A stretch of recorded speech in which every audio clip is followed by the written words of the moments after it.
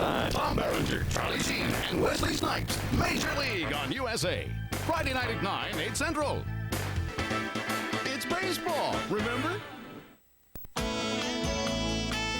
Duckman's moving. That's right, moving. Now you can catch all new episodes of Duckman starting Monday night at 10.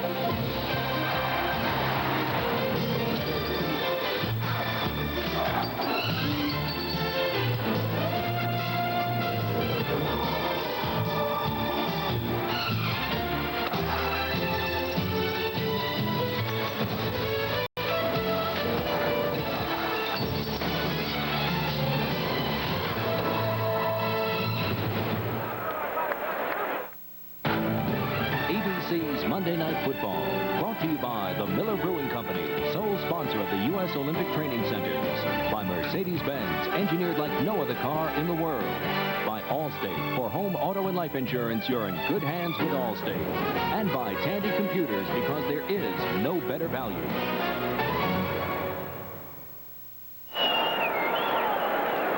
Denver, Colorado, on a beautiful fall evening. And there are not many people in this city who are not aware that the Denver Broncos tonight will meet the Los Angeles Raiders. You've heard of Bronco Mania? Well, it still rains here in Denver, Colorado. Mile High Stadium sold out for the 19th consecutive season. Hello again, everyone. I'm Frank Gifford, and welcome to Mile High Stadium, where tonight two longtime rivals in the AFC Western Division will meet, the Denver Broncos and, of course, the Los Angeles Raiders. Both come into tonight with troubled beginnings for this 1988 season. They are 1-2, but if they win tonight, they move into a tie, and I guess you could call that ultimate parity here in the AFC Western Division. The Broncos have changed little over their Super Bowl team. They, of course, have gone to the Super Bowl for the past 2 years. They lost convincingly to Washington and to the Giants, and they have to be wondering, what do we have to do? What do we have to change? What do we have to do to win it? And I don't mean the division or the conference. They mean it all, the Super Bowl. Meanwhile, the Raiders, who dominated much of pro football for nearly 2 decades, have not done so over the past couple of years. They will make a major change tonight. They will start Jay Schrader at quarterback, recently acquired from the Washington Redskins, and down goes Steve Berline, the youngster out of Notre Dame. But they do have problems. Jay Schrader has an outstanding cast of personnel offensively. You can look either way and find a great receiver. He has a great running back in Marcus Allen, but he has to be wondering about an offensive line that gave up 9 sacks to Steve Berline a week ago, and maybe Allie might be wondering, maybe I should have stayed in Washington. Yeah, after 9 sacks in one game. You know, overall, Frank, the Raiders are in a very strange place right now. This is an organization as proud as any in professional sports. They love to tell you about their record over the last quarter century. They love to tell you about pride and poise and commitment to excellence, their bywords. Yet what's happened to this team? You go back to late November of 1986, encompassing all of last season and this year. In their last 22 games, the Raiders are 6-16. Now, to put that in perspective, that is the worst record over that period of time in the American Football Conference, and it's a record equaled by, of all teams, the Atlanta Falcons, a team which is now synonymous with futility. So where have the Raiders gone? If they were on a cruise, they'd have gone from the captain's table to steerage. And right now, they're at least trying to get back to a stateroom as they try to turn things around, and they hope that Jay Schrader is the man who can do it. We'll find out about the new Schrader's Raiders tonight. What about the Denver Broncos, meanwhile? They're 1-2. Can they get back to the Super Bowl for a third straight time, Dan? That's pretty good stuff, Al. Yeah, can they get back? Well, that's the question everyone in the AFC certainly would like to know, including Dan Reeves. You know, this is a club that has been in the Super Bowl the last 2 years, AFC champions. And they've been there because they're a team that hustles and a team that plays with a great deal of desire. And for the first time in several years, last week Dan Reeves questioned that effort in a 20-13 loss to the Chiefs in Kansas City. He thought it was a sloppily played game without a lot of effort. Don't look for the Broncos to do that 2 weeks in a row. How are they going to win tonight? Well, someone offensively has to do more than John Elway, and they have to get someone else involved. Look for that guy to be Tony Dorsett. And defensively, it's very simple. They have to pressure Jay Schrader. They cannot let him play pitch and catch with that talented group of receivers, and it's going to be hard to do without Carl Mecklenburg. And it won't be long before we see Schrader in action, because as Jay waits on the sideline, he will take command for the first time since joining the Raiders. Some people thought that he would get into the game last week against the Rams, but he didn't. He was on the sideline the entire way as Steve Berline went the route.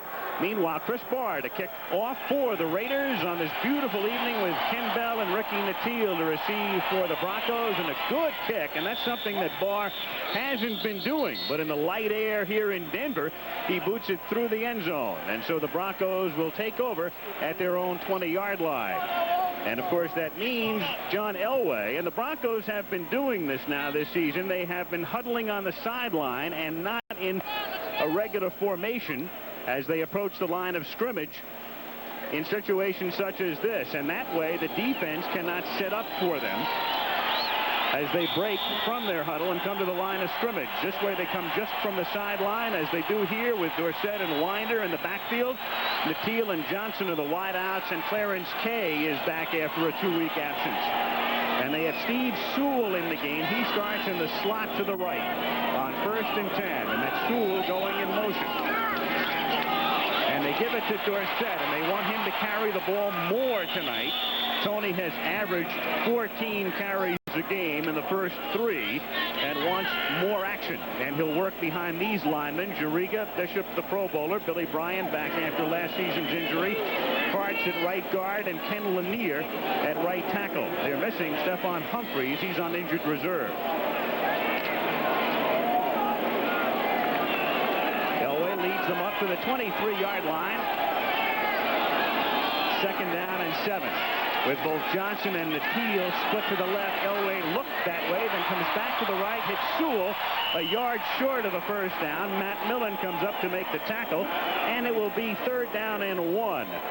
The defense for the Raiders, and they're a little banged up. Up front, Long, Paquel, and Wise in their 3-4. As far as the linebackers are concerned, Milt McCall replaces McKenzie on the outside left side. Millen and Robinson in the middle, and the veteran Rod Martin, right outside linebacker. Price is a rookie, and Haynes, the longtime veteran, with Turan and Anderson, the safeties. They are -3 starters in the secondary, including Van McElroy, who's hurt.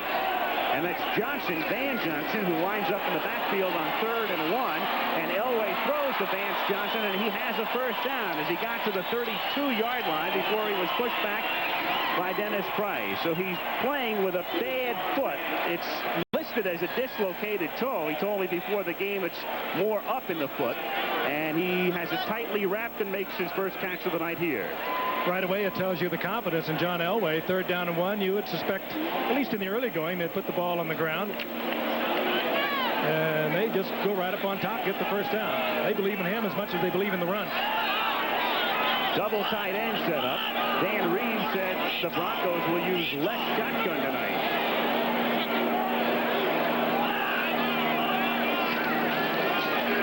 Dorsett, big hole, exploits it out to the 38-yard line for a gain of close to 8.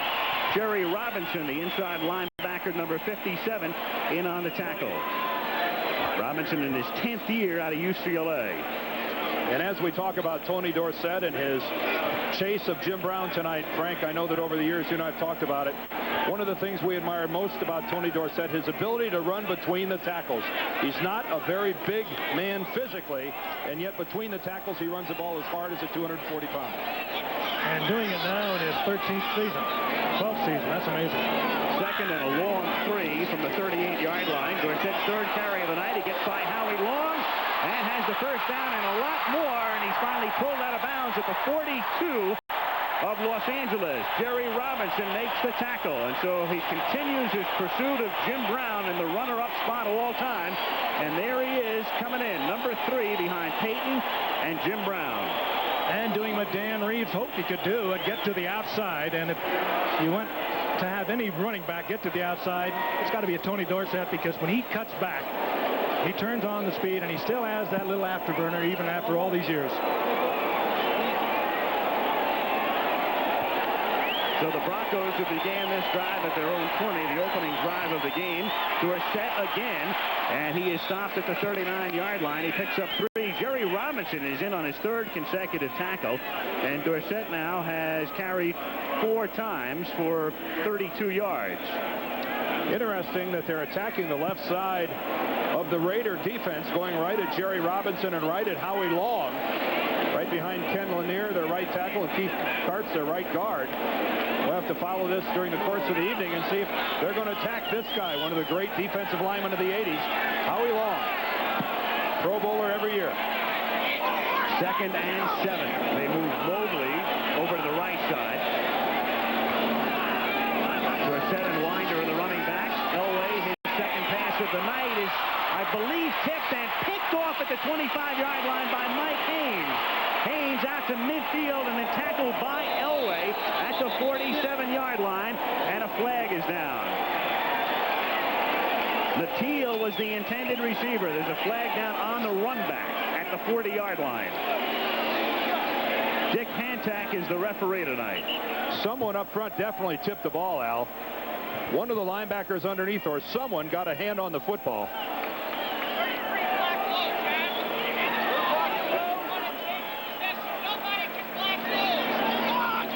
Probably it was one of the linebackers taking a short drop. Jerry Robinson had made 3 straight tackles, and it may be Robinson whose hand got on the ball. Elway now arguing with the side judge. Will be 15 additional yards, first down. The penalty was on the run back. There's a 15-yard penalty that takes it to the 32, first down, Raiders. Let's watch it here. That's Jerry Robinson, number 57, and it is Robinson that tips the ball. Just a slant-in pattern to Ricky Natil, and Mike Haynes, well, he's certainly no stranger to making an interception. Heads up the sidelines, and let's see if we can pick up where the penalty came in. Now, it was somewhere out of our camera range. Schrader takes his first snap now as a Raider at the 31-yard line. Allen goes in motion. The sole setback is Smith, and Schrader on a quarterback draw or a busted play, take your pick, gets to the 20-yard line. Now, they talked about holding him out last week until he became more familiar with the game plan. What was that? Jay Schrader, 24-7, and that's the reason Al Davis went out and got him, the winning record. I don't believe it was a broken play. That's a quarterback draw, and what a surprise. First play out of the box to come with the quarterback draw, but no question. They set up the blocking. He drops back, takes a look at it, finds the opening, gets the first down. It's an injury-racked offensive line. We'll detail that as we proceed. Meanwhile, the Raiders at the Denver 20 after the interception, 1st and 10. Allen runs into his own man and then is dumped at the 25-yard line by Dennis Smith, who missed last week's game in Kansas City with a hamstring pull. Back in the lineup and gets the tackle here. Take a look now at this Denver defense, masterminded by Joe Collier with Gilbert, Cragen, and Townsend up front. We're also going to see Sean Knight on the nose tonight. Fletcher, Klosterman, Dennison inside, and Ryan outside. And, of course, Mecklenburg is hurt. Haynes and Castile are the corners. Smith and Harden are the safeties. There is Joe Collier, who on 2nd down and 15 sends in his nickel now with Randy Robbins, the 5th defensive back.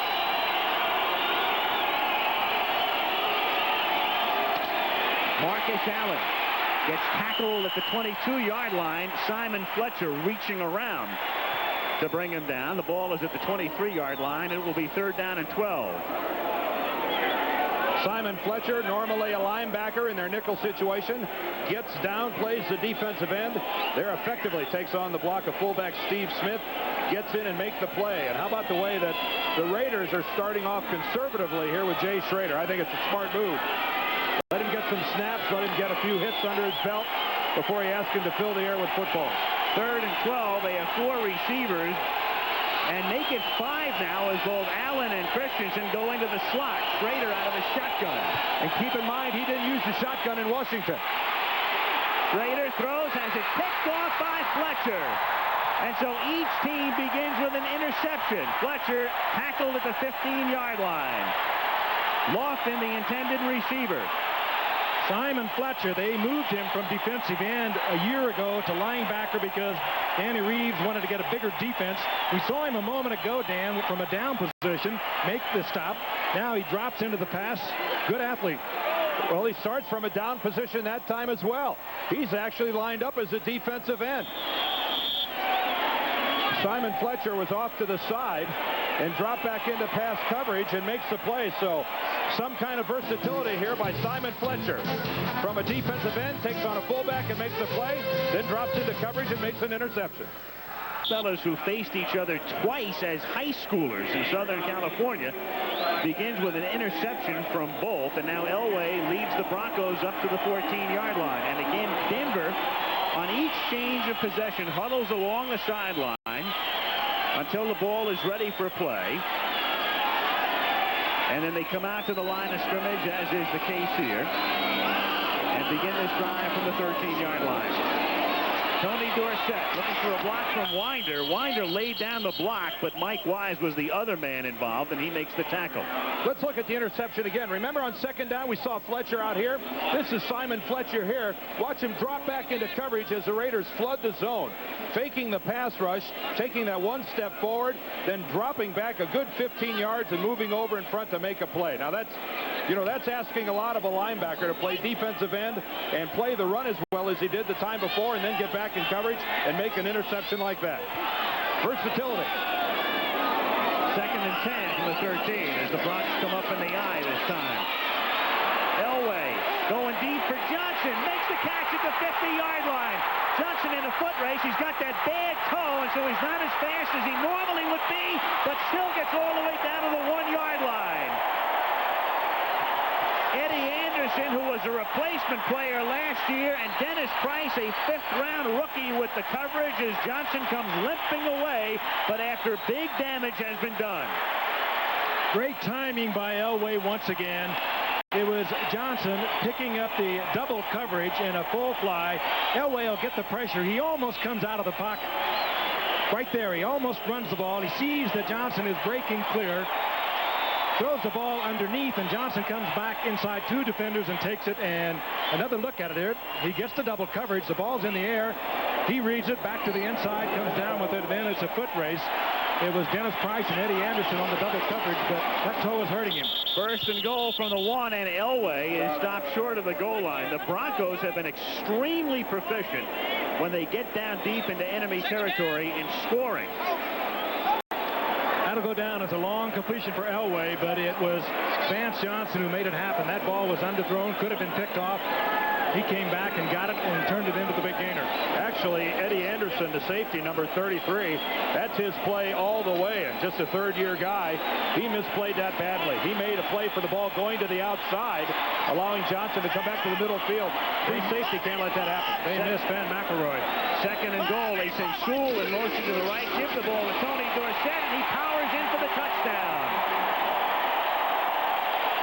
And for the 20th consecutive time that they've moved inside the enemy 3-yard line, they score a touchdown. They're almost impossible to stop down deep. As Dorsett racks up another one, number 89, and he passes Don Maynard, the Jet wide receiver. Watch on the screen here, number 54, Keith Bishop, pull to his right, turn up through the hole, Lanier and Karts with down blocks, and Tony Dorsett just keeping the legs driving and pumping, follows his left guard, the Pro Bowler, into the end zone. Again, Tony Dorsett not afraid to put his head down, lower his shoulder to pick up the tough yardage inside. Carlos, who hasn't missed a kick this year, either an extra point or a field goal, splits the upright. So he's 8 for 8 in extra points, 4 for 4 in field goal attempts this season. And thanks to Johnson and Dorsett taking it in, the Denver Broncos, with 7:15 to play in the first quarter, lead the LA Raiders 7-0.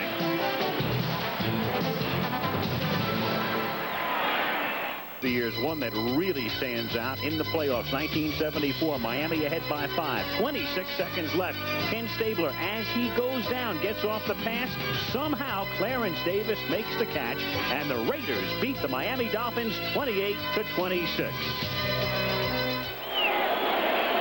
Those miracle finishes, a staple of the Raiders through the 70s and early 80s. As they get set to receive the kick, that's the Heisman Trophy winner out of Notre Dame, Tim Brown. And the kick comes in the direction of Steve Strahan in the corner of the end zone, and he downs it there. And so the Raiders now take possession for the second time with Jay Schrader coming out to the 20-yard line. Al Davis was saying the other day that he doubts that Schrader will ever lead the league in a lot of statistical categories, but he said, I got him for one reason. I looked at that one-loss record, 24-7, and that, of course, is from the man who made famous the phrase, just win, baby.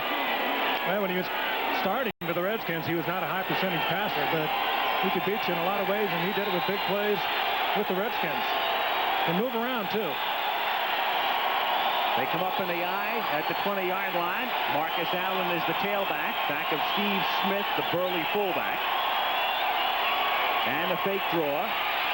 Good protection, and it's caught by Smith out at the 23-yard line. He stopped there by Castile, wrapped up by Castile and Dennison. Smith is out of Penn State in the second season. Of course, this is a temporary job because you know who comes along in about 4 weeks, a fellow by the name of Bo, last name Jackson. Just what the Raiders need, more good athletes offensively. Shanahan, there he is, the youngest coach in the league. He just turned 36 last month. But only Shula started out as a head coach in this league younger than Shanahan. Don Shula started out at 33 at Baltimore. 2nd and 7 from the 23-yard line. Marcus Allen. He takes it to the 24-yard line. Sean Knight, number 99, and Rick Dennison, 55, in on the tackle. Knight coming off an interesting story. The Saints' #1 draft choice last year, but a disappointment there. Gregory was a disappointing #1 pick for Denver this year, so the two made a swap. And that was a trade that really didn't surprise anyone in New Orleans. Remember, we were down there during the preseason, and they were telling us how Sean Knight was just not living up to the #1 draft choice expectations that they had for him in New Orleans, and it wasn't a surprise at all to anyone down there that he was sent packing. Shotgun on 3rd down and 5, and Tim Brown is in. They send him out into the pattern, and Schrader gets sacked at the 17-yard line. Dennis Smith on the safety blitz puts the pressure on, gets the sack, and forces the punt in the sea of orange. And Smith missed last week with a pulled hamstring, and it gives you an idea about the Denver Broncos. They move people around so much, you never quite know where they come from. Number 49 is Dennis Smith, right up the gut. They failed to pick him up, and Schrader has no chance at all. Gossage punt fielded by Ricky Nattiel at the 26-yard line, and it's a 10-yard run back to the 36. And so the Broncos will start there after the tackle by Stephon Adams. 5:24 left in the first quarter, 7-0 Denver.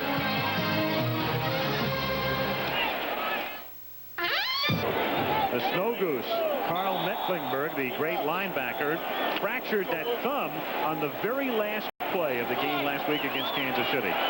He changes what Joe Collier, the defensive coordinator, can do with the Denver Broncos. They could send him from any spot on the field, and he changes things dramatically for them defensively. Broncos ahead 7-0. 5:24 to play first quarter, and from the 36-yard line, Elway rifles one into the hands of Ricky Nattiel, who makes the catch for a first down out at the 47-yard line. And Elway has to be licking his lips. We mentioned the problems in the Raiders secondary. Normally they'd have Terry McDaniel and Lionel Washington at the corners and Van McElroy at a safety. They're all hurt and out.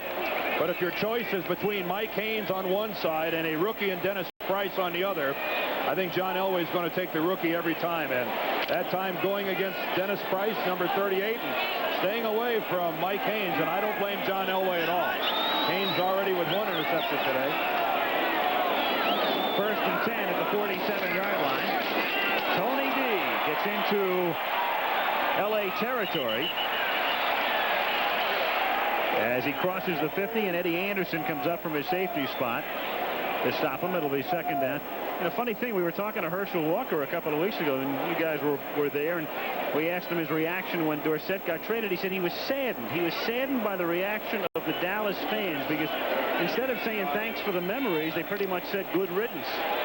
Well, Herschel understands the nature of the business, and he knows that someday that could be and may be him. And that's, you know, sometimes you don't appreciate what you had until you lose it. This is Sammy Winder, who used to be the featured running back. Now he's the fullback, and he takes it to the 38-yard line, and Stacy Turan makes the tackle. Winder has led these Broncos for 5 years in rushing, and you wonder how a player like Winder handles somebody coming in like Dorsett. He's handled it very well. Obviously, he's going to have a much more limited role than he's had in the past. But how many running backs are there in this league that wouldn't be flattered to share the same backfield with Tony Dorsett? We're not talking about Hamburger just showing up and some coach playing favoritism and putting him on the field.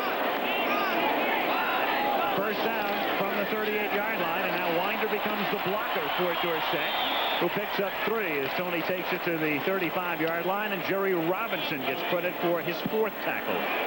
They may not have loved Tony Dorsett in Dallas, but they certainly have taken to him here in Denver. He has his own television show. He'll be on right after us here on our ABC affiliate, Channel 9 here in Denver, with the Denver Huddle. And then he precedes us on every Monday night during the course of the season. And they have about 10,000 Huddle hankies here in the stadium tonight that they passed out in honor of this man. That graphic right up to date, 56 more yards to surpass the great Jim Brown for second place. And Sammy Winder to the 27. You saw that graphic that said he's never averaged 4 yards a carry in 6 prior seasons. This season he is, because they're all looking at Dorsett, and that opens bigger holes for Sammy Winder when he carries the ball. And the start of this ball game, if you're a Raider fan, has to look reminiscent of their game last week with the Los Angeles Rams. The Rams just took it to the Raiders defensively last week, carving out some huge holes. And look at this advantage in offensive output so far. And right now, the Raiders defense clearly back on their heels, confused. At the 27-yard line, 1st and 10. Toss to Winder, cuts it back inside. And Sammy takes it down to the 22-yard line for a gain of close to 5. With 1 minute and 50 seconds to play in the quarter. And a little shoving match going on. And there goes and Keith Karts. And there goes the late flag. And I saw a hand on a face mask, and you're just not going to get away with that. This is the second time in a couple of weeks we've seen players getting in a fight that reach up and grab somebody's face mask. And that is going to draw the flag every time. And that time I think it's Matt Millen. Go ahead, get in a disagreement. Say whatever you want to say, but don't put your paws on the guy's face. Not unless you want to march your team back a little bit.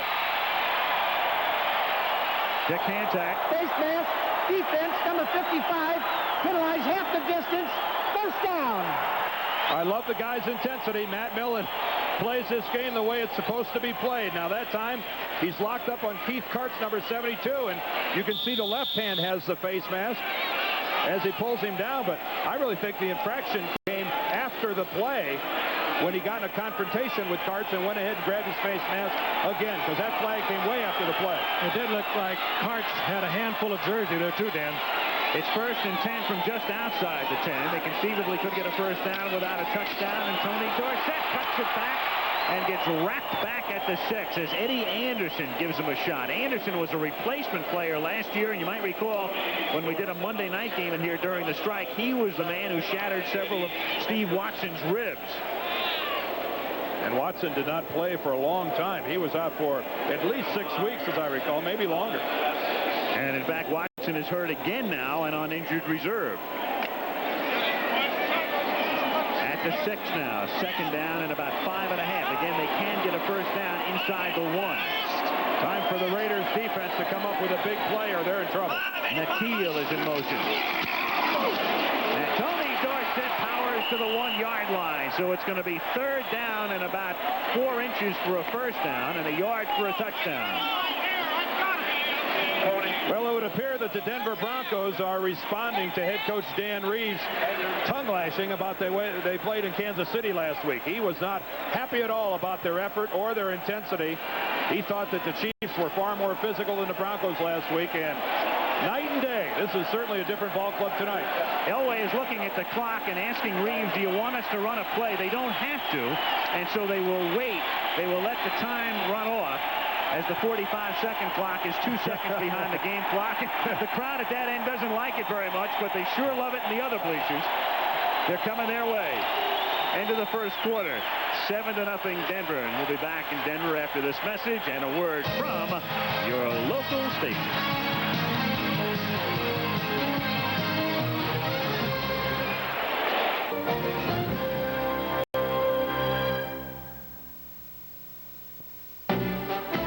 ABC's Monday Night Football, brought to you by Pontiac. We build excitement. Start the second quarter. Denver 3rd down and a ½ yard for a first and a yard for a touchdown. At the 1. Sewell goes in motion. The Raiders come across the line, and the flag stops the play before the inception of the play. So Dorsett goes into the end zone, but that means nothing at all. Boy, and John Elway, they call it a hard count. The inflection of the voice. I didn't see anybody for Denver twitch up front. Let's see if they did. But he brought off, I'd say, a good half dozen of the Raiders. If it's half the distance to the goal line, that's probably going to be enough for a first down. That's the significance here. It's going to be close, Al. It's going to be very, very close to a first down. Encroachment, defense, there was no snap. Encroachment takes place prior to the snap. Penalize half the distance to the goal line. 1st and goal. It is. It's enough that half the distance, that ½ yard is enough for a first down. And now the Broncos, for the 21st consecutive time, will attempt to score when they get inside the opponent's 3. They are unstoppable down here. That hard count you referred to, Dan, is always very timely by John Elway, too. You always get it from John when he has short yardage, looking for the first down, looking for an offside in a very selective situation. Those figures, of course, go back to last season. 1st and goal, Sewell in motion. And he serves as a lead blocker for Dorsett, and TD has another TD.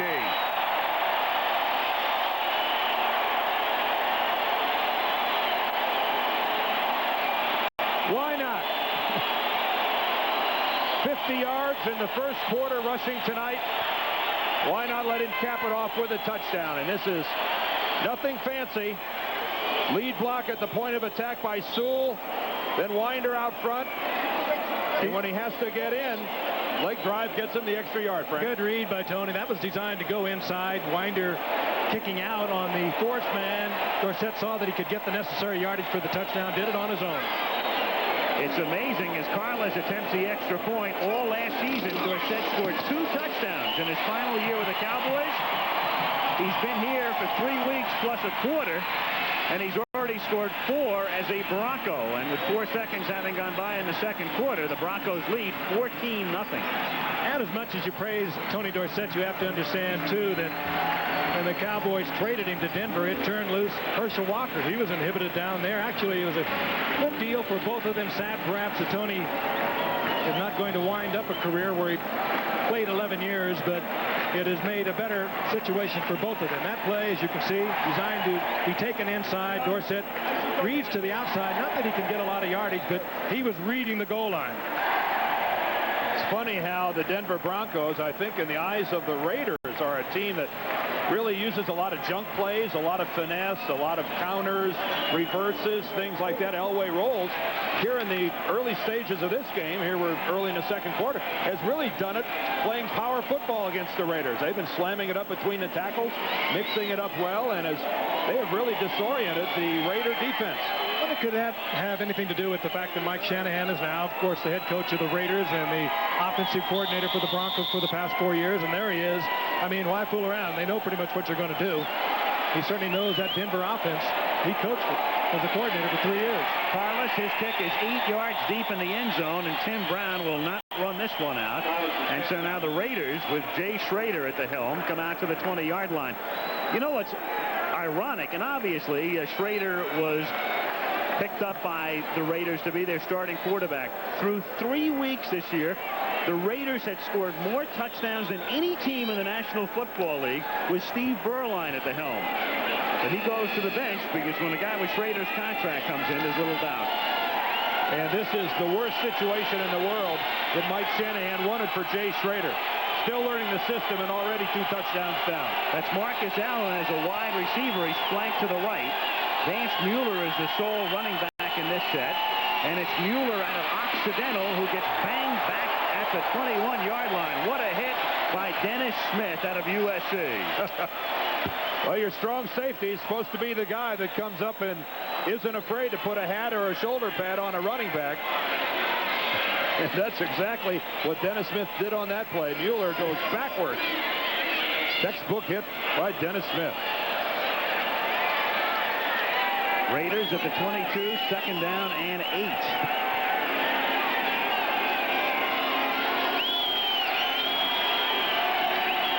Lofton in motion. Then he slots to the left with Gold split to the left and Lofton in motion. Toss to Marcus Allen. He picks up 3 and he's rolled out of bounds by Rick Dennison. They can afford to use Allen a lot. He's really been a workhorse because Shanahan knows a little of the pressure. A lot of the pressure comes off and a lot of the workload comes off when Bo Jackson gets there. Bo Jackson's deal, by the way, lets him have a week off after the baseball season ends, which is next Sunday. Then he reports, and as Dennis Smith comes hobbling off holding his hamstring and will be replaced in the Denver secondary, Jackson gets a week off, and then it's conceivable he would play against Kansas City at Arrowhead in the middle of October. I think Tyrone Braxton is the ball player that came in to replace Dennis Smith. And Denver has to take a timeout. They take a timeout on defense. We'll be back.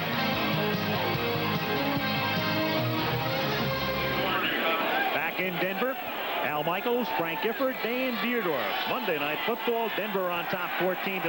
The Raiders have the ball at their own 26-yard line. Schrader in his Raider debut leads them up 3rd down and 4. And Schrader on a sneak only gets 1. And Rulon Jones is there to make the tackle. Well, and this is a situation where the center snaps the ball way ahead of time. He snaps it early, and Jay Schrader is going to try to catch the defense off guard in a quick kick situation by the Raiders. And the Raiders trying to catch Denver off guard with their punting unit. Gossett puts it in the air. Natil Fields at the 28-yard line. 30. And finally run down at the 49-yard line by the punter, Gossett, and a penalty marker down. There's a flag down, illegal procedure against. Well, needless to say, that's going to be declined if it's against the Raiders. You're exactly right, though, Al. They had hurried that kick, the kicking unit on the field. Illegal formation, number 56 on the offense. Penalty is declined. First down, Denver. That's Milton McCall, who is probably the brainiest of the Raiders. They hurried that kicking unit on the field to try and upset Denver, and they get the penalty, but it will be declined. They're 1-2, but they're fortunate in that they're playing in a division that's really kind of come back to the pack in the NFL now, the AFC West. I'm more concerned about these shirts. It must have been a sale. Right. We're going to Sing Sing. It looks like. I got a 2-for-1. You need a 2-for-1. 2-in-1, maybe. So the Broncos coming up, and we can tell you college football, UCLA and Troy Aikman against Washington. Or you'll see Iowa against Michigan State, 3:30 Eastern this Saturday, our college football presentation this weekend. Broncos from their own 49 and leading 14-0. Sammy Winder takes it down to the 46-yard line. He picks up close to 5. It'll be second down and 5 with 13 minutes and 10 seconds to play in the first half, and the Broncos on top by a score of 14-0. You mentioned that Steve Watson is out of the lineup with an injury on injured reserve. Good possession receiver for the Broncos. So too is Mark Jackson, one of the amigos. He's on injured reserve, and he is a key reception man in the possession game for the Broncos. 2nd and 5. Pump fake. Elway goes deep from the Teal. Too deep and picked off at the 1-yard line by the rookie Dennis Price. The 5th-round choice out of UCLA had good position. Elway throwing in the direction of the rookie as he was hit by Mike Wise. Wise came through the middle to put the pressure on, as you'll see, and the pickoff. Well, watch, when John Elway releases the ball, Price is a good 5 yards farther downfield than the Teal. I think that's a pass that John was under a lot of pressure and really should not have thrown, because Dennis Price played that ball as well as he could play it. He gave up lots of room underneath, hoping for the long ball, and John Elway threw it to him. The Teal not even in a position to break it up. Elway, by the way, in his last 3 games against the Raiders had not thrown an interception, and tonight he's been intercepted twice. So the Raiders deep in a hole at their own 1-yard line. 1st and 10.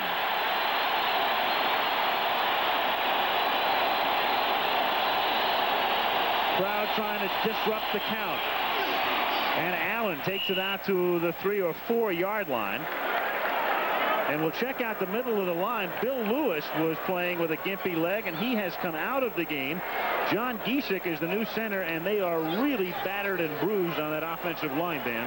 Yeah, they really are. They've lost Mosbar, who's gone. Jim Lachey, who manned left tackle for them, is now playing in Washington. And now Bill Lewis is out. John Giesick, just a 2nd-year guy who was a 10th-round choice last year. It's not the lineup that would remind you of guys like Gene Upshaw and Art Shell. And Brian Holloway's gone. He's on injured reserve. Yeah, it's a nicked-up group. 2nd and 7, and Schrader's got to take a timeout. He'd run out of time. He would have never gotten the playoff. Very wisely takes the timeout. 11:58 left in the half. Very pretty sight for the Raiders. Interception, punt, punt, and now they're down at their own 4. And look at that. Only a 170-yard advantage for Denver. That's really not much at this stage of the ballgame. Right now, the Raiders trying to get out of a hole. 2nd down and 7 from their own 4-yard line. Allen is the man in motion. And a quarterback draw. And again, with some success, as Schrader takes it out to the 9-yard line, and that will make it 3rd down and 2 with 11:45 remaining in the first half. Denver leading 14-0. 2nd draw tonight for Schrader. I think they probably have kept it very simple for Schrader. He's been there 3 weeks. He's been working night and day to absorb the offense. But it takes a while. It's very complex, this game today.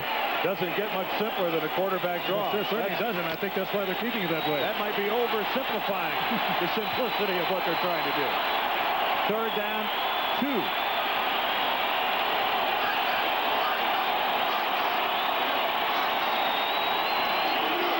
Marcus Allen out to the 17-yard line, stopped by Robbins. Marcus Allen, he is the Travelers' Man of the Year for these Raiders. And as we remind you each and every week that the Travelers' Man of the Season will be announced on Super Bowl Sunday. Certainly one of the strong contenders. That's an appropriate award for a guy from USC, isn't it? Absolutely. Oh, Traveler running around out there. That horse used to terrify me on the sidelines.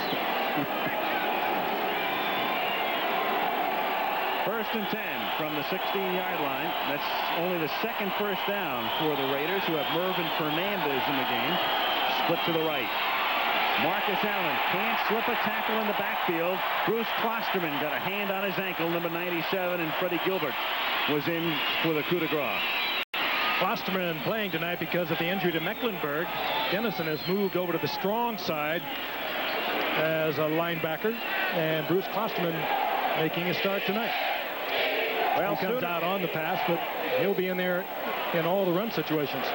Sooner or later, Jay Schrader has got to put the ball up in the air. I think the Raider offense is just about run out of draws and quarterback draws. Sooner or later, he's going to have to go downfield and get into the vertical passing game. Like right here out of the shotgun with Brown in motion.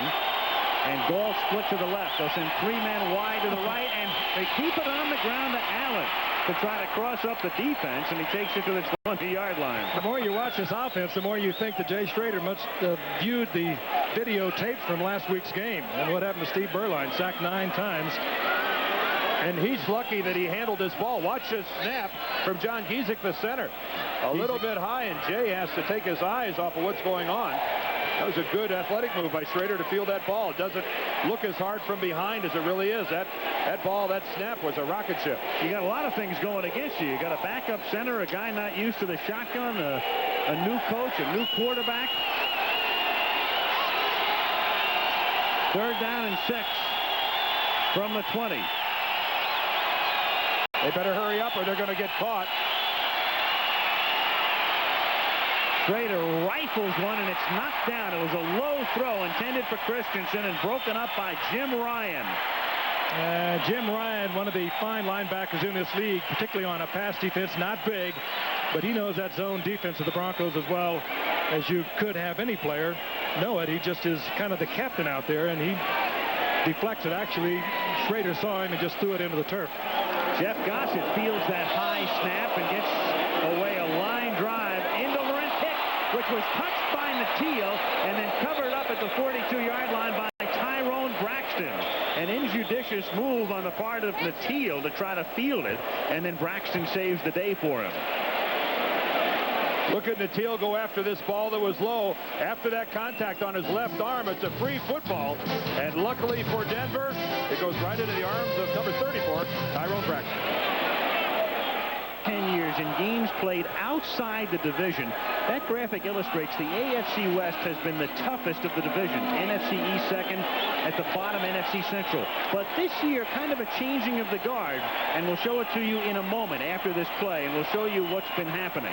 As the Broncos take over at their own 42-yard line, 1st and 10, and Tony Dorsett picks up 4 yards. This season, playing outside your own division, teams in this division are 0-4 in the NFC East with the Giants and the Redskins, etc., 4-6. And look at the NFC West with the 49ers and the Rams and the Saints. They are 8-2, so a little bit of a changing of the guard going on in the NFL here. Were you aware of that, Dan? Well, I knew it's my idea to do that. What do you mean, am I aware of that? I wrote that during the last commercial. 2nd and 7 from the 46. Dorsett tries a spin move, and he's stopped by Russell Carter, the former Jet. You know, so much has changed, too, over the past few years. The AFC has really become kind of the finesse conference, if you will. They have only won 1 Super Bowl out of the last 7 played, and I think that's kind of interesting. The AFC, they're quick and they have a lot of finesse, and you get into the NFC, you get Washington, you get the Giants, you get the Bears, you get Minnesota, now the Rams. They are physical, they are bullies, and finesse has a hard time beating bullies when they get down into the playoffs, or certainly in the Super Bowl, and it's been proven. A finesse man who'd normally be in, Gerald Wilhite, is hurt. He's one of the 2 inactives. Sewell takes his spot here on 3rd and 6. And Elway from the shotgun rifles one for a 1st down to the 43-yard line to Vance Johnson. So bad toe and all, Johnson makes another catch, and it's the 3rd time he's made a catch for a 1st down. Of course, the big one was the 86-yarder. Few things in this game are as pretty as John Elway throwing a football. And when he gets back there and he picks out a receiver, the release of Elway, I think, is one of the prettier parts of the game here in the National Football League. The ball just seems to get there quicker than when anyone else throws it. It does. It's not just a figment of my imagination, is it? Johnson already with 100 yards receiving, and Sammy Winder gets inside the 15 to the 13-yard line. And so the forgotten man, the man asked to do the blocking for Dorsett and subjugate himself, becoming a star tonight again. And that is just Sammy Winder running. That's just tough running. Oh, look at the Raiders getting blown off the line of scrimmage. Right now, this game being completely dominated by the Denver Bronco offensive line. Look at Lanier take Robinson back off the ball. A trap by Bishop, and Winder doesn't have to take anyone on until he's 7 or 8 yards into the secondary. Covers up the football. That could have been stripped. Good effort, Winder. Denver at the 12, 1st and 10. Winder again, and Sammy to the 8-yard line. Stop at the 8 after a pickup of 4. Charlie Sumner, who is in essence the defensive coordinator for the Raiders, even though he's listed as the linebacker coach, is not a very happy man right now. He's the man in the sunglasses. Different Raider defense, isn't it? We remember back in the glory years, Lester Hayes at the corner, Mike Haynes in his all-pro years at the other corner, Van McEnroe on the way to the Pro Bowl. It's sort of, where are they now? It's a changing team. 2nd and 7. Tony Dorsett swinging to the outside and run out of bounds by Anderson at the 7-yard line. It'll be 3rd and 5 coming up. Clock stop 5:10 to go in the half. A funny attitude, too. We were talking with Howie Long last night. He echoed what I think a lot of the Raiders feel and have said. As a matter of fact, well, if we can just hang on until Bo Jackson gets here. And that's not a very good way to look at it, because it's going to be a while and they could be in deep trouble even after tonight. Bo Jackson's not going to tackle anybody. He might not even come if he's watching. Bo Jackson isn't going to make a play on the line of scrimmage. I mean, the Raiders defensively somehow have to stiffen. I think he'll come. I'll give you about a million reasons why. 3rd and 5. Elway fires. Sewell, touchdown. Maybe Bo will want to get traded to Washington. Russell Carter easily beaten by Sewell, who works out of the backfield so well as a receiver, and Elway drilled it in there. He had to catch it in self-defense. Nothing simple. There's Steve Sewell to the left of your screen. He flares out, just runs a pattern right underneath, and Russell Carter, who's locked up on him one-on-one, 2 steps behind, and trying to explain what he saw and why he was a little slow to react. But nonetheless, the route is on. Russell said, I never got that license plate. Carlos kicks it through, and it's 21-0. Elway, one of the strong arms ever to play this game. Dan touched on it a moment ago. It just seems to get there more quickly, and when he sees a man open, he releases it so quickly. Just a flick of the arm, and it's on its way. Remember last year against the Bears, one of the great performances I think any of us ever witnessed. 21 of 40, over 340 yards, 3 touchdowns, and it seemed like most of it came in that one quarter. It was the second quarter, I believe, and I remember going to halftime how we were just stunned. And leaving the stadium, I thought it was the best quarter of football that I ever saw a quarterback play until the Super Bowl. And when you know it, Denver was in that game as well, but as good a quarter as Elway had, I think Doug Williams and his second quarter in the Super Bowl might have even been better. Yeah, the Broncos will excite you on both sides of the ball. Well, right now, the excitement, I think, needs to be generated by the Raiders and their offense. I don't know the quarterback draws are going to get it anymore. Or 3rd and long out of a shotgun, a running play. No, they're going to, for better or for worse, they're going to have to go to the air, and if Jay Schrader isn't the guy to do it, maybe Berline is. Carlos booms one again in this light air, and from 2 yards deep, Vance Mueller will run it out, and he runs it out to the 21-yard line. And so the Raiders begin a drive from there with 4 minutes and 55 seconds to play in the first half. Jay Schrader, in his first Raiders start, talks about his most memorable moment. Well, I think my most memorable moment in the NFL was we were playing Minnesota at home in 1986, and the game goes into overtime, and you throw a little hitch pattern and watch Gary Clark turn it up the sidelines for a touchdown to win it in overtime. I think that has to rank right up there with one of the highlights of being out in the NFL. Tonight's game is not rivaling that, at least at the moment. From the 22-yard line, Schrader throwing deep and incomplete and overshooting Mervin Fernandez, and a flag is down back at the 15-yard line. So Schrader uncorking one for Swervin Mervin. That's not only incomplete, but now you've got a holding call going against the Raiders. Guys, I want to clarify what I said about Jay Schrader, and if he's not the guy, maybe it's Steve Berline. My point there is, if Jay Schrader does not have enough of the Raider offense under his belt to execute passing every other down, or even more than that, that's why they may have to go to Berline.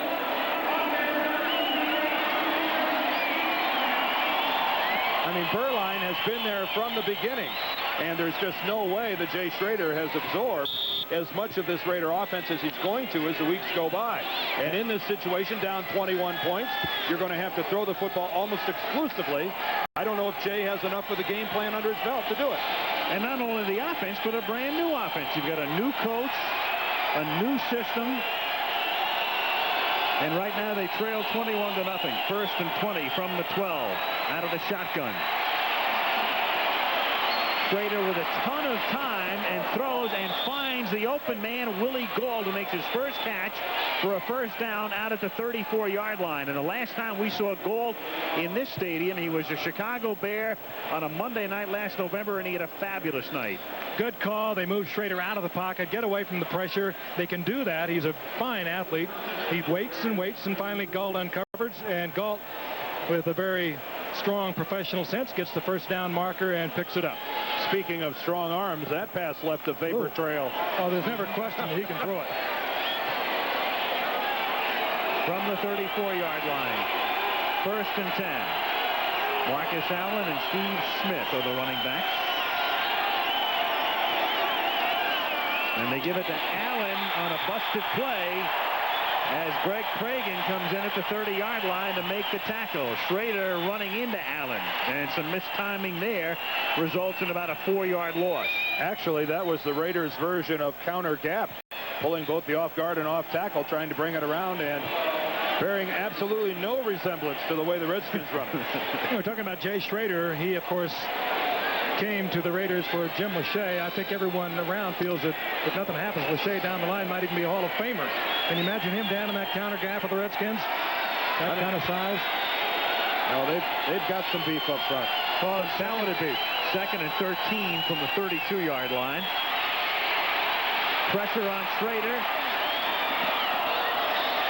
And out at the 47-yard line, intended for Willie Gauld and covered by Haynes. Haynes like a blanket that time. Did not have to come up. You knew Schrader could not pull that ball down and run with it. There was pressure from the outside, and here is Gauld.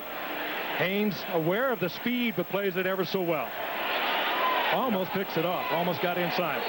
And Mark Haynes, one of those players on this Denver team that has been escaping Dan Reeves' wrath. He's been playing extremely well so far this year, and good coverage that time on Willie Gauld, the former Giant, and when he wants to be one of the better corners in the game.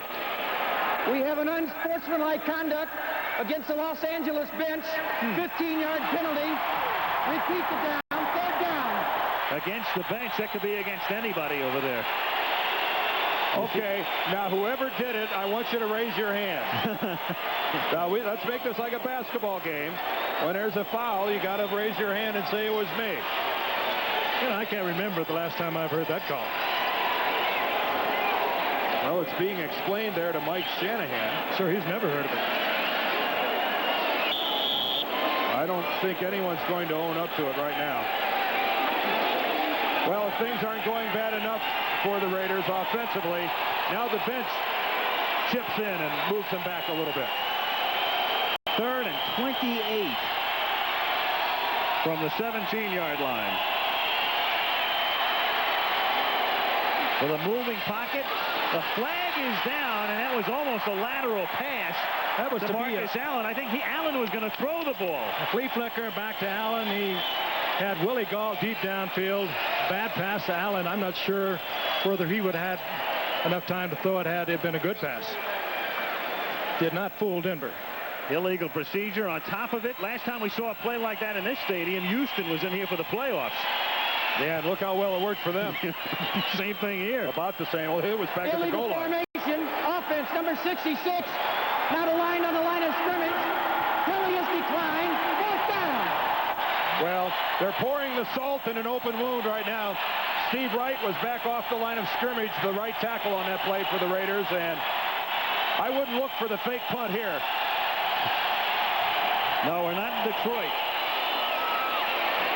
Gossett's kick, Natil at the Raider 49-yard line and runs it back to the 39-yard line. And the first half belonging to the Broncos. at the 3:32 mark. That much time remaining. And a reminder, well, we're watching Elway tonight. You'll see a great quarterback, Troy Aikman of UCLA, leading his second-ranked Bruins against Washington. And those of you in the Midwest will look on as Iowa takes on Michigan State. It all begins at 3:30 Eastern Time. A week from tonight, Superdome in New Orleans. The Saints hosting the Dallas Cowboys. New Orleans 3-1. Cowboys are 2-2 after the victory over Atlanta yesterday. Denver from the Raider 39, and Dorsett closing in on Jimmy Brown. Picks up 6. Lyndon King, the linebacker, 52 in on the tackle. And that's the Denver radio booth. Well, they've got some happy things to report tonight. Bob Martin and the boys. Well, this is a fun game to do if you're the home radio team. This is when you can hoop and holler and have a pretty good time. The Raiders now starting to flood the line of scrimmage, putting 8 people up on the ball, trying to play the Denver running game and not doing it well. Sammy Winder picks up 6. I'm sure this is not what Mike Shanahan expected from his defense. They really figured this defense was the thing that would hold them together until Schrader came along, Bo Jackson arrived.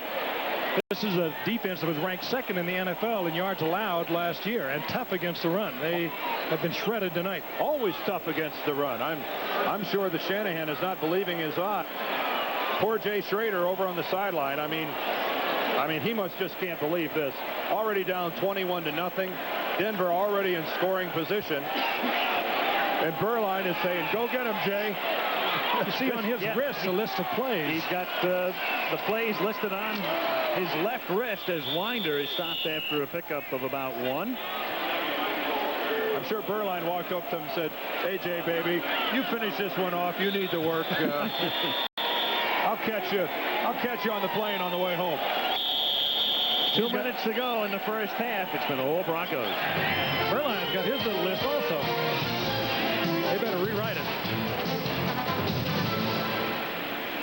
That's the tale in Denver. Al Michaels with Frank Gifford and Dan Dierdorf. Broncos routing the Raiders 21-0 and moving again at the LA 27-yard line. You know, when you have this kind of a lead, you got a 2nd and long, you can look for John to try and get it in the end zone. They like to just run this up. 2nd and 9. The Teal goes in motion. They give it to Dorsett. Tony threads his way through and takes it down to the 22-yard line. And the drama in this game may come in whether or not Dorsett passes Brown before the night is over. Peyton, of course, #1, and it'll probably be #1 forever. Walter with that much of a margin, and Dorsett, there he is for the night, 66 yards. Well, if Denver should go ahead and score on this drive, and the Raiders have shown absolutely no signs that they might stop them, you know, Dan Reeves really has a decision whether or not he even wants to play Tony Dorsett.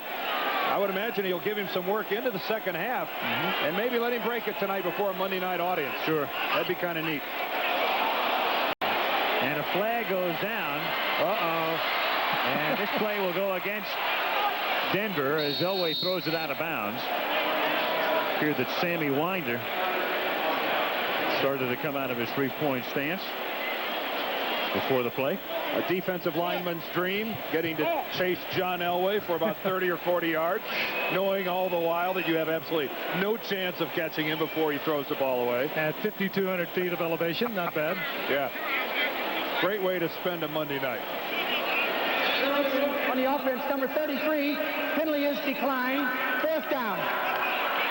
I'm sure that the defensive linemen think that the illegal motion ought to be against Elway, but nobody should be able to have that kind of motion. Meanwhile, Carlos now, who has not missed a kick all season. Perfect with extra points, perfect with his field goal attempts. Well, you're really putting the whammy on this guy, aren't you? Yep. He's hot. He's in a groove.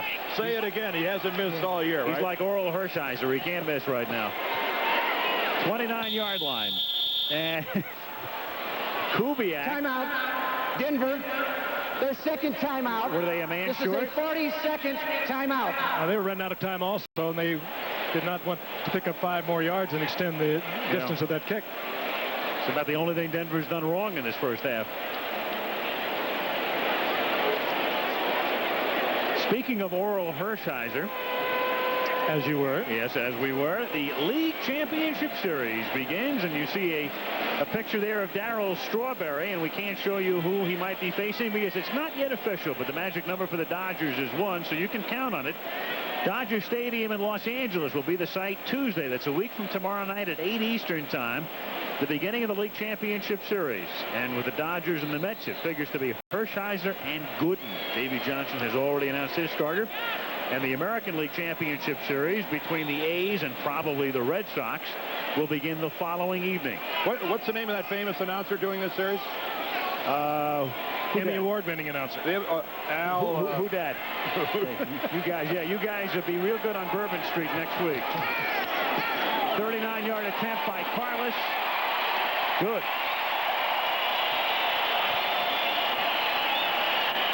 And with 1 minute and 7 seconds to play in the first half, the Broncos lead it by a score of 24-0. Broncos well on their way to another one. They have beaten the Raiders 4 consecutive times, and they have beaten them 6 out of the last 8 times they have met. And the 2 times that the Raiders have won during that string, they won in overtime. So it's really turning kind of lopsided in favor of the Broncos over the past few years. Well, Al, you're not wasting any time dumping us for McCarver and Palmer, are you? Yeah, I may leave at the half. A lot of preparation to get ready for that, you know. Yeah, you'd like that, wouldn't you? Yeah, you guys behave yourself next week on Bourbon Street, though.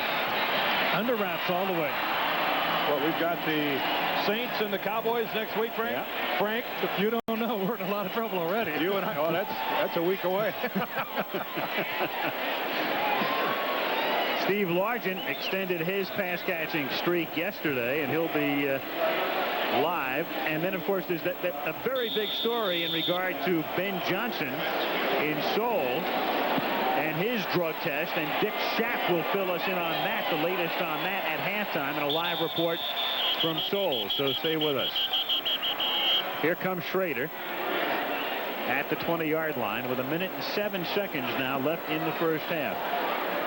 You know, it's funny, as you look at that Bronco bench, there's a guy on the bench who hasn't played tonight, Sam Grady, the sprinter, and he's a wide receiver. He beat Ben Johnson in 1984 in the Olympics when Carl Lewis won the gold. Grady was second, and Johnson was third. Was Danny Reeves funny this morning talking about that? He said, I can't get over it. Every time I look at him, he says, that man beat Ben Johnson. There he is, yeah. He also won a gold medal in the relay, 4x100. So a gold and a silver for him in L.A. As it turns out, maybe Carl Lewis did. Yeah, you're right. Schrader uncorks it.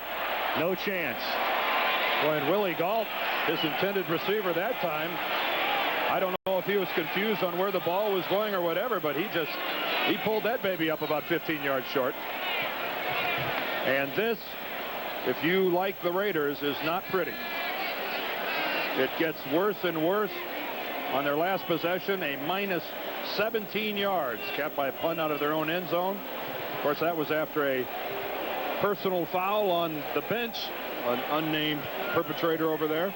Perhaps somebody's graphic discussion of the official's ancestry. I'll leave you to speculate on that. But I think you're probably right. 2nd and 10. We've got a whistle. Play is dead. I think we got delay of game there. Yeah, we do. Clock went down to 0. Oh, this is ugly now. You know, you don't expect that. As you look down, and you see James Lofton on one side, you see Willie Galt, you see Marcus Allen. Delay, offense, number 13, still 2nd down. You know, what it really has to be, Dan, I think the importance of an offensive line. This is a decimated offensive line. They gave up 9 sacks a week ago. They're missing Mosbar. We talked about that. They're missing Holloway. They traded Lachey to Washington. They're hurting. They're hurting offensively, but defensively, they've given up 24 points already. And, you know, sometimes you just have to stiffen your back a little bit. Doesn't it kind of permeate through the entire team? Yeah, it does. 2nd and 15. Knocked away, intended for Allen, and knocked away by Tyrone Braxton. No one will ever accuse me of overhyping a second half of play that's yet to be played. But I'm not going to go too far out on a limb and say there's no way the Raiders could possibly play this bad for another 30 minutes, is it? I mean, they couldn't possibly stink it up this bad in the second half. Well, you know, the funny thing is, in their recent history, the biggest egg laid by the Raiders was on a Monday night game in '86, Frank, at the Kingdome. Yeah, but I wasn't here for that. I know it. 37-0, and they had 11 sacks that night. That one really had an odor to it. Yeah, they were the sackees 11 times. 3rd down and 15. Wide open. Going deep for Brown. He was open, but the ball is overthrown. He was open, but it would have had to have been an almost perfect throw. It would have had to come between 2 defenders, and perhaps on another day, on another field with the Hogs blocking, he might have got that in there. Even a good throw gets this in because the safety is still another. You see how far he is from coming into the play. Kevin Guidry was a little late getting there, but not to be. Meanwhile, Gossett's kick is fielded by Natil at the 41, and Ricky is run out of bounds at the 48 of the Raiders, and the crowd wants a late hit on Zeph Lee with 40 seconds. Meanwhile, because the Raiders were 3 and out, and with the incomplete passes, it enables Denver to now start on the other side of the 50 and add more points. Well, let's see if there's any mercy in the heart of Dan Reeves and John Elway. Let's take a look at this hit by Zeph Lee on the reverse angle. Natil heading out of bounds. Where does he make contact? In the field of play or out? Well, right on the sidelines. There's no way that's ever going to be called a late hit. You can't be running as fast as Zeph Lee was and expect him to pull up in the matter of 3 or 4 feet. Physically not possible. Well, hardly mercy when you line up in the shotgun. Maybe they don't like the Raiders. At the 48-yard line, Rick Massey makes the catch and takes it to the 27-yard line. Denver has 1 timeout remaining. Oh, man, send the women and children to bed. No, not if they have people meters. Hold on. They shouldn't witness this. And all your puppies. Whoa. From the 27-yard line. Here's Elway. Caught by Johnson. He doesn't get out of bounds. He tried to roll out of bounds, but they said contact was made, and thus Denver is now forced to use its final timeout. And they have 10 seconds, so Elway can attempt to get one into the end zone, and if that fails, they can bring in Carlos. Boy, Vance Johnson sure tried to get out of bounds.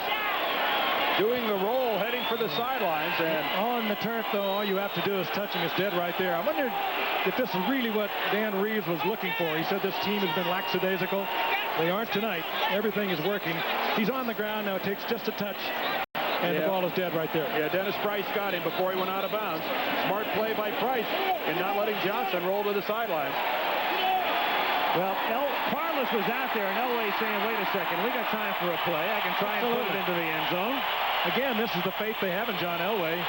It'll be something that he can either get complete for 6 or he'll throw it away. Whew. Ball at the 17. They're out of timeouts. They have Johnson and Massey wide to the left and the Natil split to the right. Don't look for a quarterback draw here. You better hurry. They're out of time. They let the clock expire. Oh, they got it. They let the clock expire. I think the stadium clock, the official clock, started to move. But that's amazing. Well, wait a minute. Denver took a timeout. They didn't take a timeout was the deal. It ends on a very confusing note. I thought, let's see what Hantak says, if anything. Well, Dan Reeves and John Elway were certainly under the impression that the clock had been stopped. Al Davis must have been running the clock here at Mile High Stadium because the entire Denver Bronco team thought that the clock was stopped and they were going to have plenty of time to run a play. As Elway takes his offensive team to the line, the clock starts running. Well, we'll clear it up when we get back. Another look now. There it is, the game clock. That's the game clock. Elway is oblivious to the fact that it's running. It clearly clicks the 000s before the snap of the ball. And here's Reeves. He thought And I thought, too, because remember when Johnson began to roll out of bounds, they said he was inbounds. That's the only way they could have stopped the clock. Exactly. He's touched inbounds. The clock keeps moving. In any event, well, that may be the break the Raiders need. What do we know? We're just hanging out here. 24-0 back after this message from the NFL.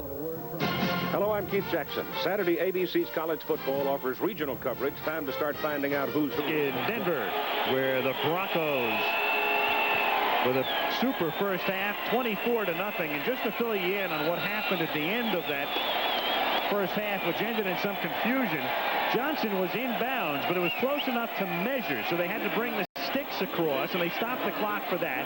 Denver was under the impression that they had taken a timeout, when in fact they had not. So as they go back out and Elway begins to run the next play, the clock is ticking down. That results in the confusion. No more play into the half. Hope the game doesn't swing on that. Yeah, right. I have a feeling it won't. 2-yard line.